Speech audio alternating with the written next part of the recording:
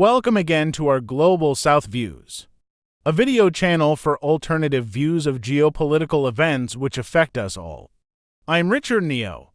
The title of our video today is The Interests of India and the Global South Will Be Better Served if India Prioritizes BRICS over G20. That is a bold claim, but let us delve deeper. India is a sprawling democracy with rich cultural heritage. And an emerging global powerhouse, it sits at crossroads on the one hand. There's the BRICS, a consortium of emerging economies, forging a new world order much in sync with India's efforts to be the voice of the South. On the other, there is the G20, a diverse amalgamation of the world's largest economies. It has to be noted that the G20 was conceived by the G7, which holds sway over the final decisions of the G20 till today. For example, the G7 members insisted on the inclusion of the Russia-Ukraine conflict into the G20 Bali Declaration 2022, much to the discomfort of many other G20 countries, Russia in particular. It is very likely that the G7 will again insist on the inclusion of the now 18-month-old Russia-Ukraine conflict into the coming G20 Delhi Declaration in September 2023. India has long positioned itself as the voice of the Global South, and is well qualified to be so. But which platform truly aligns with India's aspiration and, at the same time, do justice to the needs of the Global South nations? BRICS is not just a group. It's an embodiment of the aspiration of billions from the Global South. Shared developmental challenges, infrastructural needs, and economic aspiration converge here. Through BRICS, India has a unique opportunity. An opportunity to advocate for reforms beneficial to the Global South, such as the IMF, World Bank, UNSC, etc., influence global policies and foster deep economic cooperation among member nations. While the G20 is undeniably influential, its diverse member base means varied, often conflicting priorities in such a vast pool.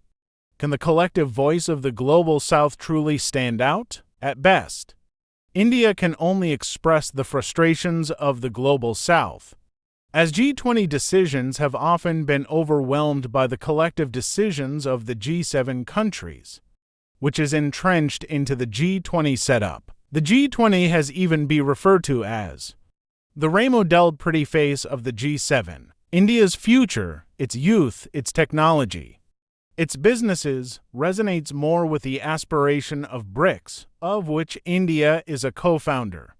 Together, they can drive innovations, shape policies, and build a sustainable future. In particular, poverty alleviation is of utmost importance to India after China's success in poverty alleviation.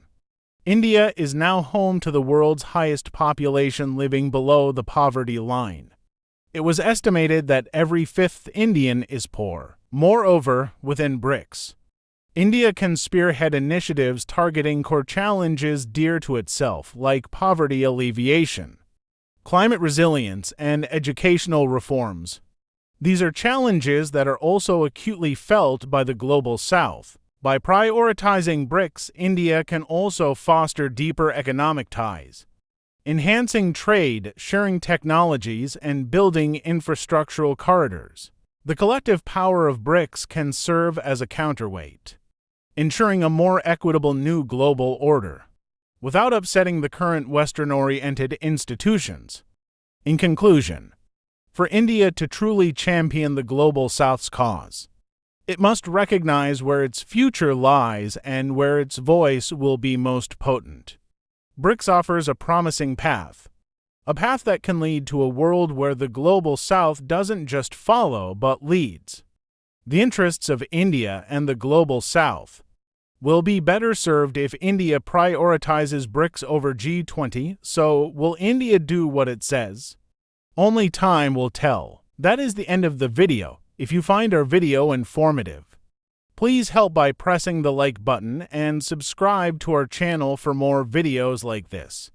Please help to share our videos with your network. This is Richard Neo thanking you for your patience.